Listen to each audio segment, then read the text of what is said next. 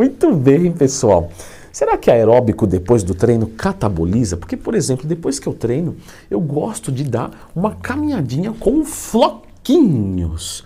E já tem que clicar no gostei, já tem que se inscrever aqui no canal, porque essa é uma dúvida bem frequente que eu recebo dos alunos da consultoria, porque eu passo, né, aeróbico para eles, normalmente pós-treino, mas existe essa dúvida, né, de, por exemplo, fiz o treinamento de musculação, depletei glicogênio, ou seja, utilizei as cadeias de glicose que estão dentro do músculo, e aí depois, né, desse treinamento, eu vou fazer um aeróbico. Bom, vamos lá, vamos entender algumas coisas, pessoal. Primeiro, só uma regrinha conceitual, coisinha besta, coisa de professor, né, que pode me xingar, mas você tem que lembrar que como assim o aeróbico pós-treino? O aeróbico ele é um treino, então ele faz parte do treino. Ah, o aeróbico como segundo bloco do meu treino? Tudo bem.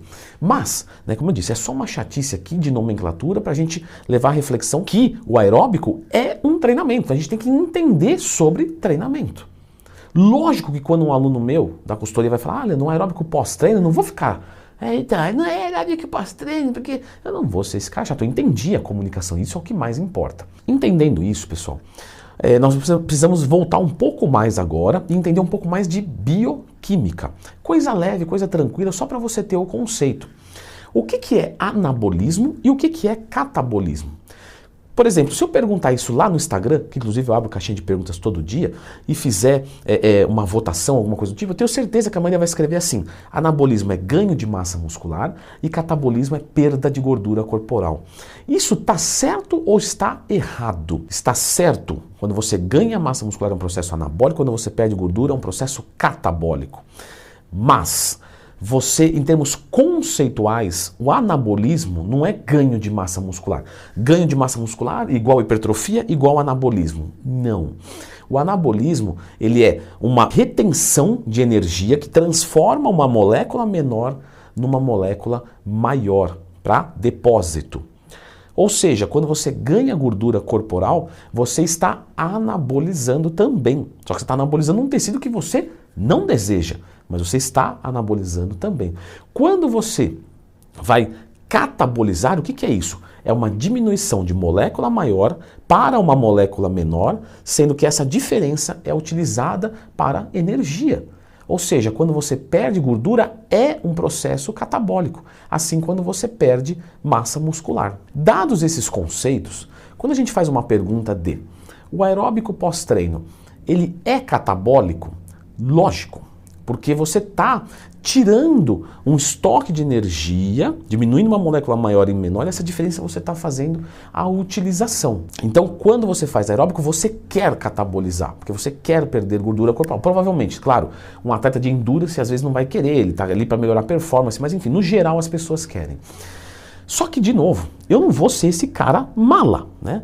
Senão vocês não compram o meu curso de dieta, de suplementação, de esteroide. Não, eu não vou ser esse cara mal porque eu não quero ser desagradável. Eu entendi qual que é a pergunta, mas de novo, eu estou dando o conceito para que você consiga aumentar o teu repertório. Eu quero que você aprenda não só sim e não, mas que você aprenda um conceito, saiba explicar com alguém, saiba de repente confrontar uma outra opinião, uma outra sugestão, raciocinar. Para quanto mais repertório a gente tem, mais a gente consegue raciocinar com lógica. Então a pergunta que vocês querem fazer é a seguinte: se eu fizer, juntamente com o meu treino, um treino aeróbico, ou seja, um treino aeróbico depois de um treino de musculação, eu vou perder massa muscular?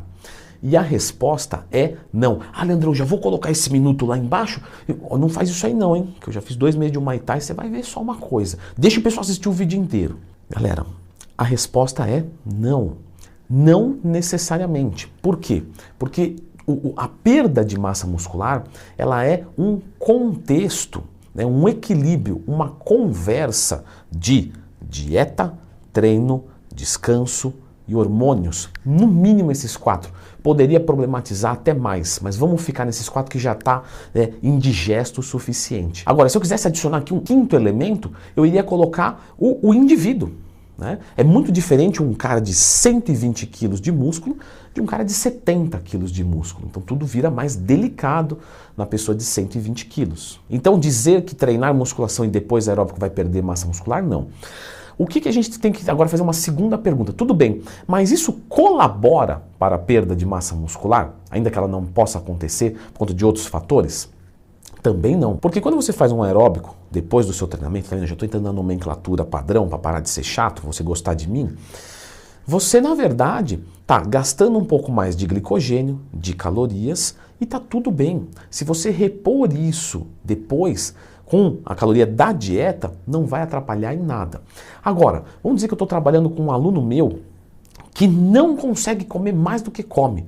Ele está no limite. Se eu colocar o aeróbico, eu posso queimar esse superávit calórico. Então, nesse caso, eu vou tirar o aeróbico dessa pessoa, não porque ele está fazendo perder massa muscular ou está travando o peso, mas porque ele não está conseguindo comer mais do que isso. Se ele conseguisse comer para repor, seria muito bem-vindo o aeróbico, porque tem várias funções, eu já expliquei aqui no canal. Lembra de procurar dentro do Tu e Mais Tema. Como que você vai fazer um agachamento pesado se seu coração falha antes do teu quadríceps? Ou seja, você tem uma falha sistêmica e não localizada. Como que você vai aproveitar bem todo o carboidrato de um bulk se a sua sensibilidade à insulina não é boa? E é coisa que a sensibilidade à insulina ela piora no bulk, mas ela melhora com o aeróbico. Então, em termos gerais, se a gente fosse analisar um contexto e falar assim, olha, tá aqui a resposta pronta. O aeróbico, ele ajuda nos processos anabólicos. Ele melhora a sensibilidade à insulina, ele melhora o condicionamento do atleta para que ele treine mais pesado. Se ele treinar mais pesado e comer mais, ele evolui mais. E o aeróbico promove tanto um fator quanto outro fator. Se você está fazendo aeróbico depois do seu treinamento e não está vendo resultados, o erro provavelmente não é o aeróbico. O erro é todo um contexto que você precisa analisar. Será que você está fazendo a dieta certa? Não, Leandro, eu estou. Mas será que seus hormônios estão bons? Quais são meus hormônios que devem estar bons? Minimamente, né? Lógico que são todos, mas minimamente. Testosterona, tireoide, insulina. Será que você está descansando corretamente? Será que você está descansando o suficiente para que você faça, por exemplo, um treino de pernas digno? Porque também não adianta fazer um aeróbico tão pesado de ficar com a perna cansada e não conseguir fazer membro inferior com qualidade. Ou seja, a gente precisa fazer uma análise maior sobre isso, mas diretamente falando, um aeróbico vai te ajudar na melhora do seu físico, desde que você tenha um contexto bem casadinho para isso. Agora, as pessoas me perguntam o seguinte, mas e um aeróbico pré ou pós-treino? Qual que é o mais eficiente? Normalmente as pessoas vão falar o seguinte, não, aeróbico pós-treino é melhor. E não é isso a resposta. Nunca é tão simples assim. A gente sempre pode problematizar. E eu sempre problematizo para ganhar mais um view. Sacanagens youtubianas. Não, brincadeira. É sério, pessoal. Dá uma olhadinha nesse vídeo aqui, porque aqui eu expliquei que em alguns casos é muito mais interessante a gente fazer um aeróbico pré-treino do que pós-treino. Dá uma conferida aqui.